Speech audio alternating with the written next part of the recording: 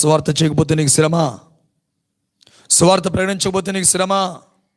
మరి సువార్త పనిలో మేము సహకరిస్తే మాకు కలిగే లాభం ఏంటి పాస్టర్ గారు? లాభం చూద్దాం.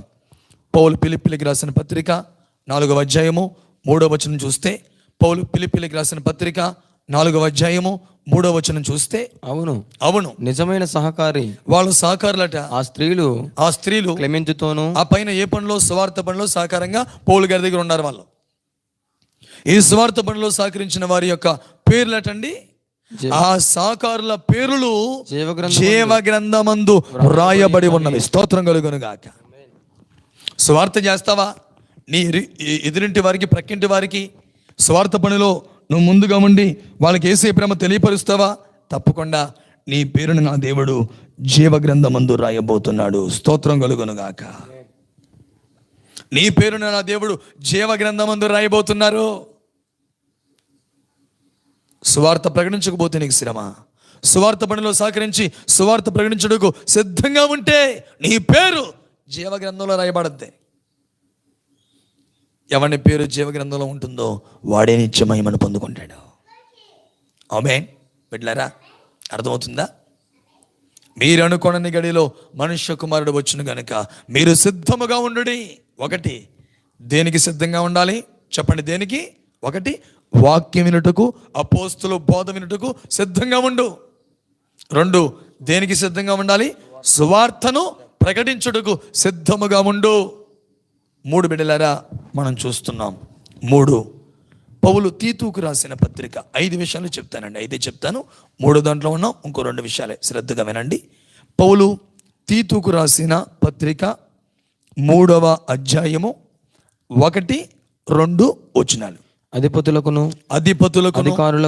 అధికారులకును లోబడి విధేయులుగా ఉండవలెనని ప్రతి సత్కార్యములు చేయుటకు సిద్ధపడి ఉండవలెనని. స్తోత్రం చెప్పండి. 3, సత్కార్యాలు చేయడానికి సిద్ధముగా ఉండాలి. ఆమేన్. 1, వాక్యం వినడానికి సిద్ధంగా ఉండు.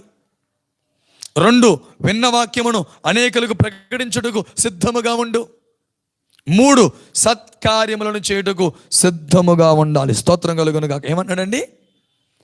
ప్రతి సత్కార్యము చేయుటకు సిద్ధపడి ఉండవలెనని. ఓ టైటస్, ఓ సేవకుడా, నీ బిడ్డలకు చెప్పు, సత్కార్యములు చేయుటకు సిద్ధపడి ఉండవలెననియు మనుషులందరి ఎడల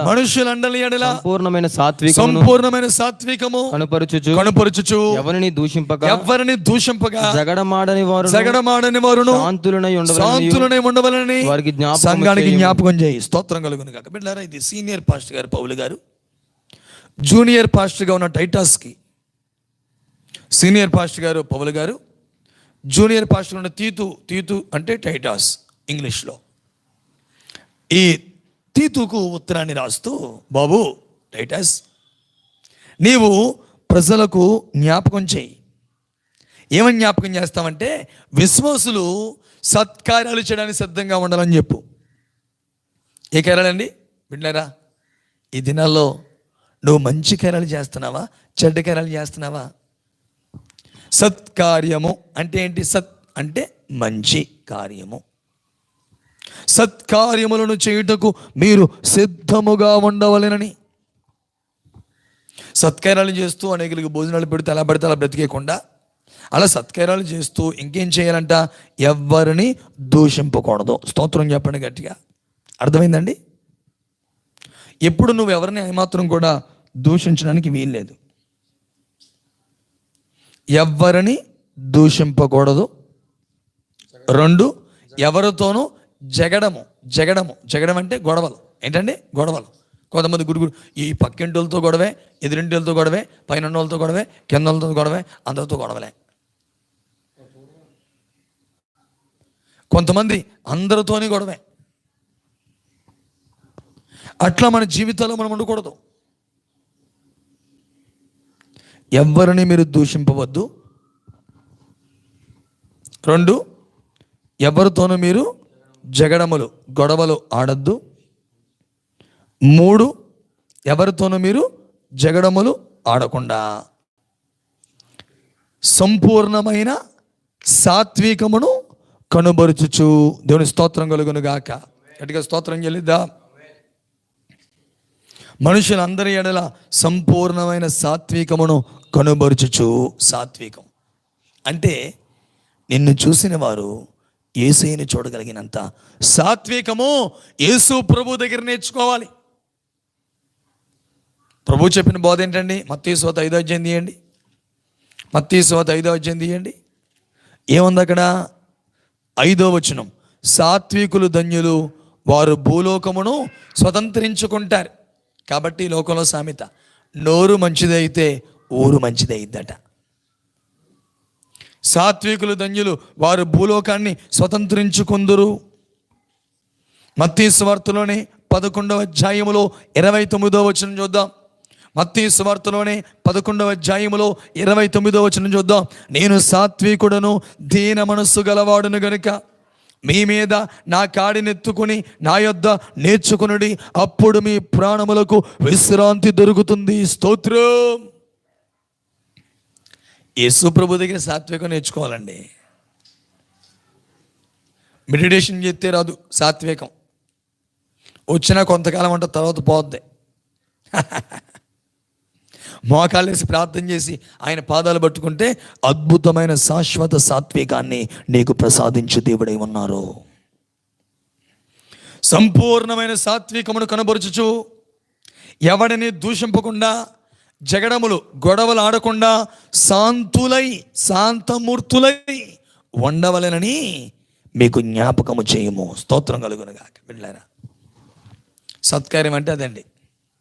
అనేకులకి మంచి కార్యాలు చేయాలండి. నీ కలిగింది ఏదైనా ఉందా?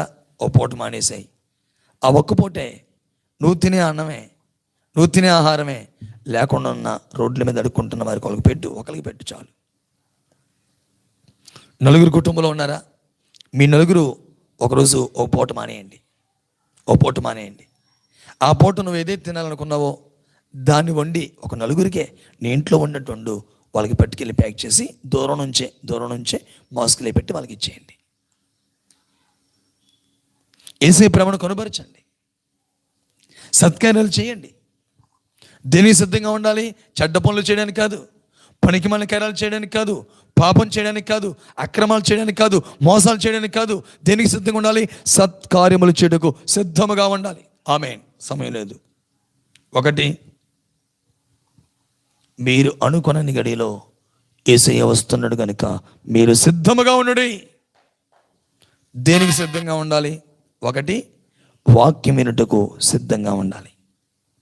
2, దేనికి సిద్ధంగా ఉండాలి? సువార్తను ప్రకటించుటకు సిద్ధంగా ఉండాలి.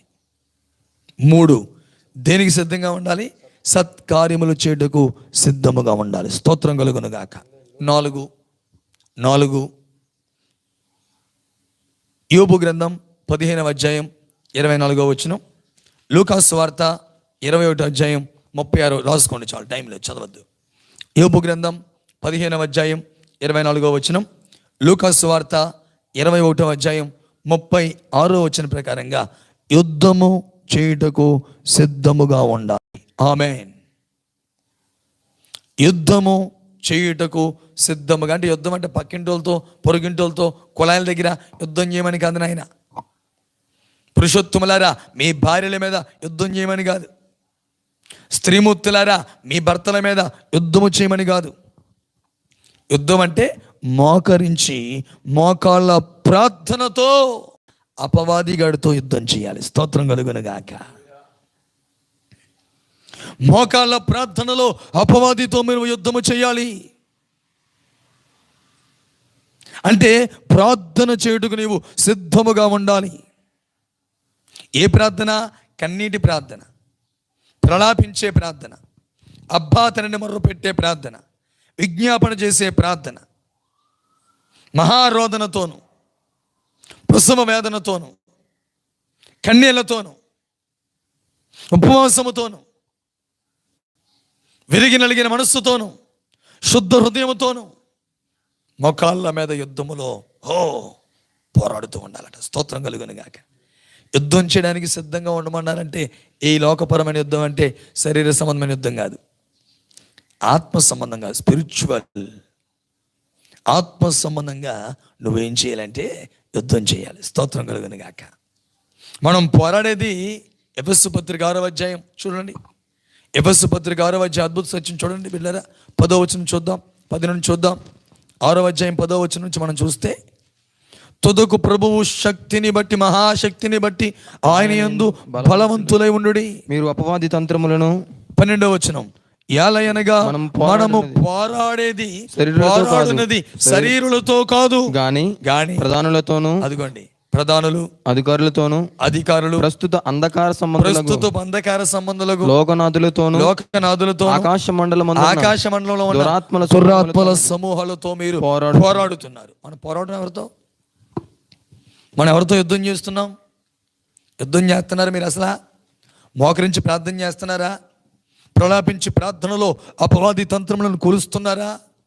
కాబట్టి పాడిన పాటలో, నీ సన్నిధిలో నిలిచి కన్నీరు విడువగా అపజయముల కొండలను చదును చేసినావు, అపవాది శక్తులను తెగనరుగుటకు ఆత్మాభిషేకముతో బలపరిచితివి. స్తోత్రం.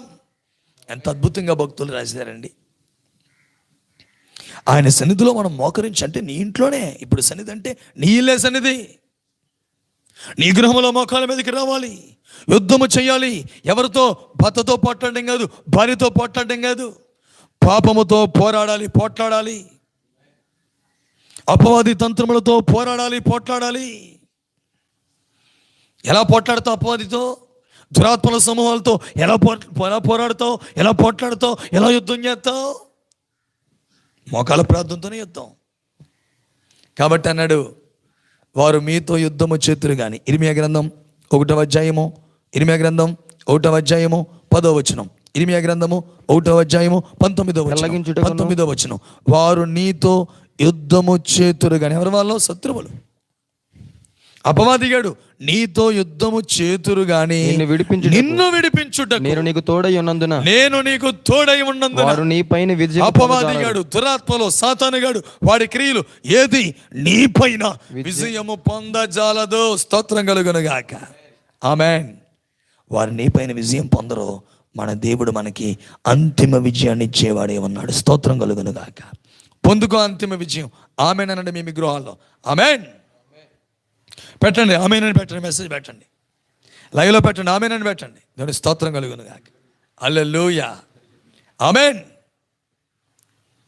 మోకాళ్ళ మీద మనం యుద్ధం చేయాలండి. ప్రార్థనలో యుద్ధం చేయడానికి సిద్ధంగా ఉండాలి. పనికి మన కార్యాలు చేయడానికి సిద్ధంగా ఉండకూడదు. ప్రార్థన చేయడానికి సిద్ధంగా ఉండాలి. గంటల ప్రార్థనలు చేయాలి. ఎవరైతే అలా మోకాళ్ళ మీద ప్రార్థన చేస్తుంటారో శత్రువుగాడు ఓడిపోతాడు. అంతిమ విజయాన్ని మన దేవుడు మనకిస్తాడు. దేవుని స్తోత్రం కలుగును గాక. మీరు అనుకోని గడియలో మనుష్య కుమారుడు వచ్చును గనుక మీరు సిద్ధంగా ఉండండి. 1 దేనికి? వాక్యం వినడానికి సిద్ధంగా ఉండు. 2 సువార్త ప్రకటించుటకు సిద్ధంగా ఉండు. 3 సత్కార్యములు చేయుటకు సిద్ధంగా ఉండు. 4 మోకరించి మోకాళ్ళ ప్రార్థనలో అపవాది గానితో యుద్ధము చేయుటకు సిద్ధముగా ఉండు. 5వదిగా ఆఖరిగా దేవుని స్తోత్రం కలుగును గాక. 5వదిగా ఆఖరిగా తెస్సలోనికి రాసినటువంటి మొదటి పత్రిక. చాలా విషయాలు ఉన్నాయండి, సమయం అయిపోయింది కనుక ఇక నేను ముగిస్తున్నాను. తెస్సలోనికి రాసిన మొదటి పత్రిక 2వ అధ్యాయము 8వ వచనం. తెస్సలోనికి రాసిన మొదటి పత్రిక 2వ అధ్యాయము 8వ వచనం చూద్దాం. మీరు మాకు బహుప్రియులై ఉంటిరి గనుక మీయందు విశేషాపేక్ష గలవాళ్ళమై దేవుని సువార్తను మాత్రముగాక మా ప్రాణములను కూడా ఇచ్చుటకు సిద్ధముగా ఉన్నాము. స్తోత్రం కలుగునుగాక. బిడ్డలారా, ఇక ముగింపులో 5వదిగా ఆఖరిగా దేవుని కోసం మన ప్రాణం ఇచ్చుటకు మనము సిద్ధముగా ఉండాలి. స్తోత్రం కలుగును గాక. అర్థమైందా మీకు? దేవుని కోసం ప్రాణం ఇచ్చుటకు సిద్ధముగా ఉండాలి. తీసేయి ఆ బ్యాటరీ తీ. దేవుని కోసం ప్రాణం ఇచ్చుటకు మనం సిద్ధంగా ఉండాలి. బైబిల్లో దేవుని కోసం ప్రాణం ఇచ్చేసిన ఇద్దరు మీకు చూపెడతాను. పాత నిబంధనలో ఒకరిని, కొత్త నిబంధనలో ఒకరిని. ఇక ముగిస్తాను. ఆదికాండం 22వ అధ్యాయం 9 నుంచి 11 వచనాల్లో మనకి ఇస్సాకు కనబడతాడండి. ఆదికాండం 22వ అధ్యాయంలో 9 నుంచి 11 వచనాల్లో మనకి ఇస్సాకు కనబడతాడు, అబ్రాహాం కనబడతాడు. అబ్రాహాము ఇస్సాకుని కట్టి బంధించి, తాళతో బంధించి బలిపీఠం మీద పెడితే ఇస్సాకు దేవుని కోసం ప్రాణమైన చెత్తనండి అన్నట్టుగా బలిపీఠం మీద మౌనంగా ఉన్నాడు. స్తోత్రం కలుగును గాక. దేవుని కోసం ఇస్సాకు ప్రాణం అర్పించడానికి సిద్ధంగా ఉన్నాడు. అలాగే ఆదికాండం 4వ అధ్యాయం 8వ వచనం చూస్తే, ఆదికాండం 4వ అధ్యాయం 8వ వచనం చూస్తే అక్కడ హేబేలు దేవుని కొరకు, దేవుని కార్యాల కొరకు ప్రాణం అర్పించేశాడండి. అన్న తన మీద పడి కొడుతున్నా తిరిగి కొట్టలేదు, తిరిగి దూషించలేదు, తిరగబడలేదు, మౌనమయ్యి అట్లాగే దేవుని కోసం హేబేలు రక్తాన్ని కార్చి ప్రాణం అర్పించేశాడు. అర్థమవుతుందా? వీళ్ళ మనుషులే. యేసుప్రభు అయితే దేవుడు కదండి, ఆయన మన కోసం ప్రాణం అర్పించాడు అంటావేమో. హేబేలు మనలాంటి మనిషే దేవుడి కోసం ప్రాణం అర్పించాడు. 2, ఇస్సాకు మనలాంటి మనిషే దేవుడి కోసం ప్రాణం అర్పించినట్లుగా తను తాను సమర్పించుకున్నాడు. 3, కొత్త నిబంధనలో అపోస్తలుల కార్యముల గ్రంథం 7వ అధ్యాయము 59, 60 వచనాలు చూస్తే, అపోస్తలుల కార్యముల గ్రంథం 7వ అధ్యాయము 59, 60 వచనాలు చూస్తే స్టెఫన్ దేవుని కోసం ప్రాణం అర్పించేశాడు. ప్రియ తమ్ముడు, ప్రియమైన చెల్లి, ప్రియ సహోదరుడా, ప్రియమైన తండ్రి, ప్రియమైన తల్లి, ప్రియ సహోదరి, ఎలా ఉంది ఈరోజు నీ ఆధ్యాత్మిక జీవితం? ఏ స్థితిలో నువ్వు ఉన్నావు ఒకసారి ఆలోచించు. ఏ స్థితిలో నీ జీవితంలో ముందుకు నడిపించబడుతున్నావు? దేవుని కోసం ప్రాణం అర్పించే బిడ్డగా ఉన్నావా? దేవుని కోసం ప్రాణం అర్పించే బిడ్డగా ఉన్నావా? ఒక గ్రామం అండి. ఆ గ్రామంలో ఓ కుర్రోడు చాలా ఆకతాయితనంగా, చాలా ఇష్టానుసారంగా చదువుకోమంటే పట్టణానికి వెళ్ళి జులాయిగా తిరుగుతూ వస్తూ బస్సు మీద బ్రతుకుతూ ఉండేవాడు ఒక అబ్బాయి. తన తల్లిదండ్రులు ఎప్పుడూ ఆ కుర్రాన్ని చూసి చాలా బాధపడుతూ ఉండేవారు. ఆ అబ్బాయి పేరు నేను తర్వాత చెప్తాను, థామస్ అని. ఇది చరిత్రలో జరిగిందనే విషయం. ఆ పుస్తకాన్ని చదువుతున్నప్పుడు ఈ వృత్తాంతాన్ని రాస్తే నాకు చాలా భలే ముచ్చట అనిపించింది. ఆ థామస్కి ముందు కానీ వెనకాల ఏదో పేరు ఉంటుంది, మర్చిపోయాను. చాలా కాలం క్రితం, దాదాపు ఒక 8 సంవత్సరాల క్రితం నేను ఆ పుస్తకం చదివాను. ఆ భక్తుని చరిత్ర చదువుతుంటే దాంట్లో ఈ వృత్తాంతం రాసింది. ఆయన కోసం రాశారు, ఆ కుర్రుడు కోసం ఒక మాట రాశారన్నమాట. ఆ థామస్కి ముందు కానీ వెనక కానీ ఏదో మొత్తానికి పేరు ఉంటుంది. థామస్ అని మాత్రం నాకు జ్ఞాపకం ఉంది. వినండి, ఆ ఊరు చాలా కట్టుబాటుతో కూడినటువంటి ఊరు. ఆ ఊరికి ఒక గ్రామ దేవత ఉంది. ఆ ఊరిలో వాళ్ళందరూ ఆ దేవతని ఆరాధించాలి, ఆ దేవతని పూజించాలి. అలా కాదని పరాయి మతాన్ని కానీ, పరాయి దేవుణ్ణి కానీ ఎవరన్నా ఆరాధించినా, పరాయి దేవుణ్ణి కానీ ఎవరైనా ఆ దేవుడికి సంబంధించిన గ్రంథాలు కానీ పుస్తకాలు కానీ చదివినా, ఆ ఊరిలో వారిని ఊరు పంచాయతీ అదుకు తీసుకొచ్చి, పంచాయతీ దగ్గర స్తంభం ఉంటుంది, ఆ స్తంభానికి చేతులు పైకెత్తి కట్టేసి నెత్తిబొద్దు నుంచి కిరోసిన్ కానీ పెట్రోల్ కానీ పోసి కిందన నిప్పండించేస్తారండి. అట్లాంటి ఆజ్ఞను ఆ ఊరి పెద్దలందరూ ఆజ్ఞాపించి ఆ ఊరు అట్లాంటి కట్టడను ముద్ర వేసి నియమించారు. ఈ కుర్రాడు ఆ ఊరు నుంచి ప్రతిరోజు ఉదయాన్నే కాలేజీ నిమిత్తం మరో బస్సు వస్తుంది, ఆ బస్సు ఎక్కి కాలేజీకి వెళ్తారు పట్టణానికి. తిరిగి ఆయన ఇంటికి సాయంత్రం అట్లు చేస్తూ ఉండేవాడు. సరిగ్గా చదివేవాడు కాదు. తమ తల్లిదండ్రులు చాలా ఇబ్బంది పెడుతూ ఉండేవాడు ఆ కుర్రోడు. ఆ కుర్రోడు ఎందుకు పుట్టామో, ఎందుకన్నా అసలు ఎందుకు పుట్టాడు అని చాలా బాధపడుతూ ఉండేవారు. మొత్తానికి కుర్రోడు ఇలా పట్టణానికి వెళ్తాడు, కాలేజీకి ఇష్టానుసారంగా కాలేజీలో తిరుగుతూ చదువులు నేర్చుకోకుండా వస్తూ ఉండేవాడు. ఈ పట్టణానికి వెళ్ళిన క్రమంలో పట్టణంలో కాలేజీ నుంచి బయటకు వచ్చేస్తుంటే ఆ బయట కొంతమంది స్వార్థ చేస్తూ క్రొత్త నిబంధన గ్రంథాలు, న్యూ టెస్టమెంట్, చిన్న చిన్న క్రొత్త నిబంధన గ్రంథాలు పంచుతూ ఉన్నారు. మనం కూడా మన తుమ్మలో సంఘం తరపున 38 మంది అమలాపురం మీటింగ్కి మనం స్వార్థకి వెళ్ళినప్పుడు కాలేజీ వదిలితే మనం అందరం నిలబడి కాలేజీ ముందు ఎలా పనిచేసాం? కొన్ని వందలు బైబిల్స్ అయిపోయినాయి కదా, అప్పుడు స్వార్థకు పనిచేసాం మనం. అలా పంచుతుంటే ఈ కుర్రాడు కూడా ఒక బైబిల్, చిన్న బైబిల్ తీసుకున్నాడు. ఆ బైబిల్ని బ్యాగ్లో పడేసుకున్నాడు. బస్సు ఎక్కి ఇంటికి వచ్చేసాడు. అట్లాగూ వెళుతూ ఉంటే ఒక రోజున ఈ బ్యాగ్ తీస్తే ఆ బ్యాగ్లో ఈ కొత్త నిబంధన పుస్తకం, న్యూ టెస్టమెంట్, హోలీ బైబిల్ కనబడింది. దాన్ని తీసి ఇక ప్రయాణంలో ఎందుకులే వ్యర్థంగా మనం సమయం గడపడం, ఈ పుస్తకమే చదివితే బాగుంటుందని చెప్పి ఆ క్రొత్త నిబంధన గ్రంథాన్ని చదవడం మొదలుపెట్టాడు. కాలేజీకి వెళ్ళేటప్పుడు చదువుతున్నాడు, కాలేజీ నుంచి వస్తున్నప్పుడు చదువుతున్నాడు. ఆ బైబిల్ని చదువుతున్నప్పుడు అతని జీవితంలో చాలా మార్పు వచ్చేసిందండి. అలరతనం పోయింది, జులైతనం పోయింది, వేళాకొలాలు పోయినాయి, తప్పుడు పనులు మానేసాడు, బుద్ధిగా మారిపోతున్నాడు. ఇతని ప్రవర్తనలో మార్పుని తల్లిదండ్రులు గమనించారు. మొత్తానికి ఈ బస్సులో ఈ కుర్రోడితో పాటుగా చాలామంది ప్రయాణం చేస్తారుగా, ఆ ఊరు వారు. ఆ నోట ఈ నోట ఫలానా వారి అబ్బాయి చాలా జులాయిగా తిరుగుతూ ఉండేవాడు, కానీ వాడు బాగా మారిపోయాడు. ఎందుకు మారిపోయాడు కానండి, ఈ మధ్యన వాడు ఈ బస్సులో వెళ్తున్నప్పుడు వస్తున్నప్పుడు ఏదో ఎంత పుస్తకం ఉందండి, ఆ పుస్తకం చదువుతున్నారు అని తెలిసిపోయిందట. ఎందుకు ఆ పుస్తకం ఏంటి? బైబిల్. వెంటనే గమ్మ పెద్దలు ఒక మీటింగ్ ఏర్పాటు చేశారు. తన తల్లిని తమ తండ్రిని ఆ కుర్రాన్ని పిలిచరాయ్, మన ఊరిలో కొత్తబాటు ఉంది, పరాయి మతాలకి సంబంధించిన పుస్తకాలు ఏది చదవకూడదని చెప్పాంగా, నువ్వేదో మరి క్రైస్తవ మతానికి సంబంధించిన పుస్తకం చదువుతున్నావంటగా.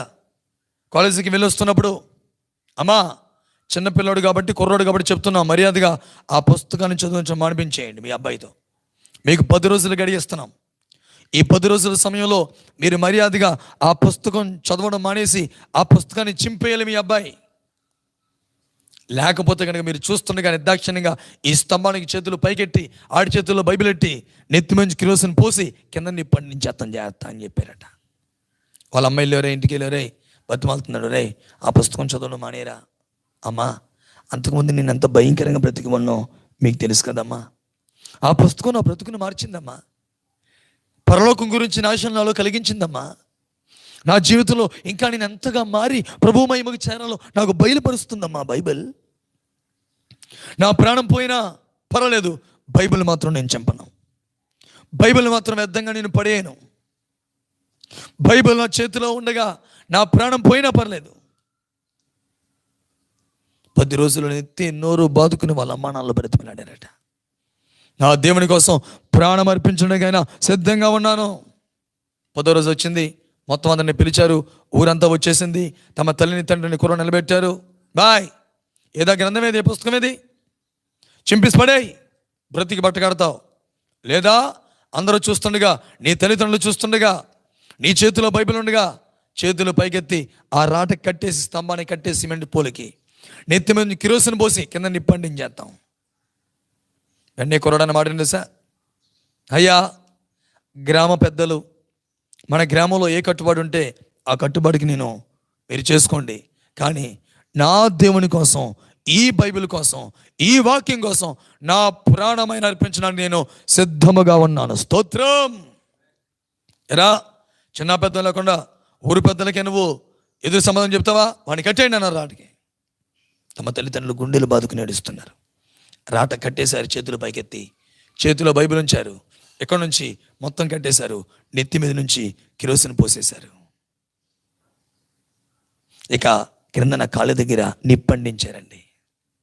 కాళ్ళ దగ్గర నుంచి నిప్పు అలా పైకి వస్తూ ఉంది, మంటలో మంటలో మంటలో మంటలో ఇలా కాలుతా ఉన్నాయి, ఇలా పైకి వస్తున్నాయి. బైబిల్ తన చేతిలో ఉంది. నా బైబిల్ కాలకూడదు, నేను కాలిపోయినా పర్లేదు, దేవుని వాక్యం కాలకూడదు, నేను కాలిపోయినా పర్లేదు, దేవుని వాక్యం కాలకూడదని చెప్పి, నేను కాలిపోయినా పర్లేదని చెప్పి మంటలు పైకి వస్తుంటే అమాంతంగా ఆ బైబిల్ని అట్లా విసిరేసాడటండి. ఈ కుర్రాడు అట్లాగా నిప్పులతో మంటతో ఆ మంటతో కాలి బూడిదై, అదే మాడి మసై బూడిదైపోయాడు. ఆ బైబిల్ అట్లా విసిరేయగానే బైబిల్ కాలకూడదు అని విశ్లేషణగా బైబిల్ వెళ్ళి ఆ గ్రామ పెద్దల్లో ఒక పెద్ద ఒళ్ళో పడిందంట. దేవుని స్తోత్రం కలుగునుగా. కాలు కూర్చున్నారుగా. వెంటనే ఇప్పుడు ఈయనకి ఏంటిది, దీంట్లో ఏముంది,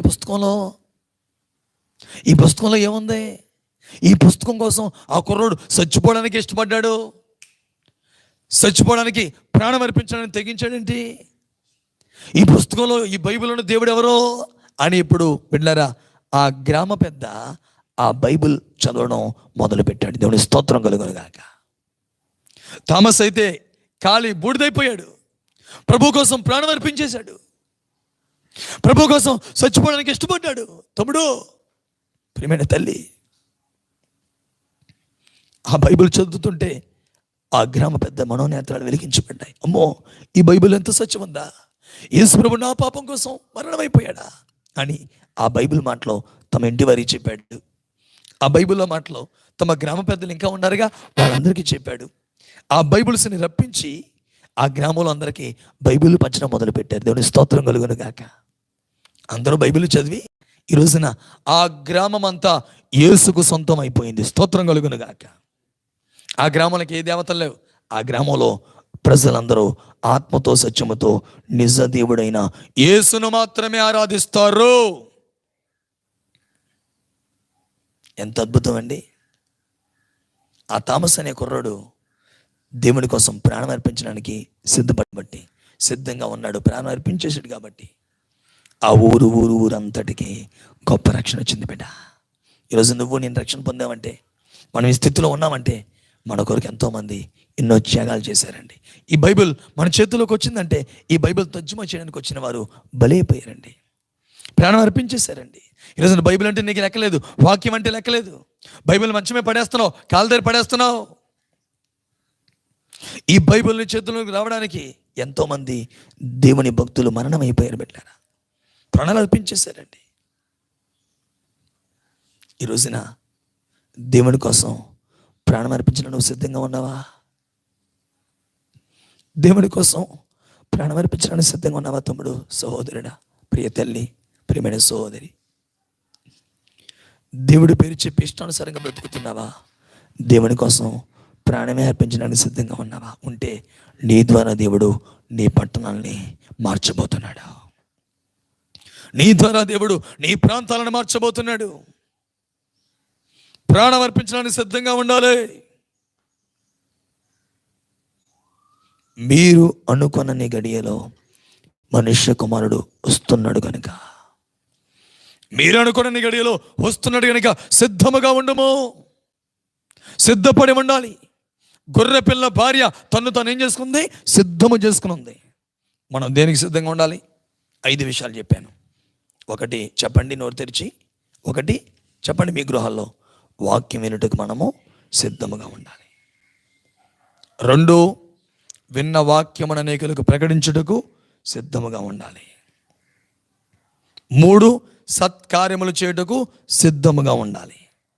4 మోకాళ్ళ ప్రార్థనలో అపవాదితో యుద్ధము చేయుటకు సిద్ధముగా ఉండాలి. 5 ఆఖరిగా దేవుని కోసం, బైబిల్ కోసం, దేవుని కార్యాల కోసం మన ప్రాణము అర్పించుటకు సిద్ధముగా ఉందాం. ప్రభు నేడు రేపు రాబోతున్నాడు. ఈ మన్ను మహిమగా మారిపోబోతుంది. ప్రభు ఇచ్చే రాకల్లో ఎత్తపడదాం. గొర్రె పిల్ల భారీగా ఆయన ప్రక్కన సింహాసనం పైన వధువు సంగమై ఆ ఉన్నతమైన మహిమను అనుభవిద్దాం.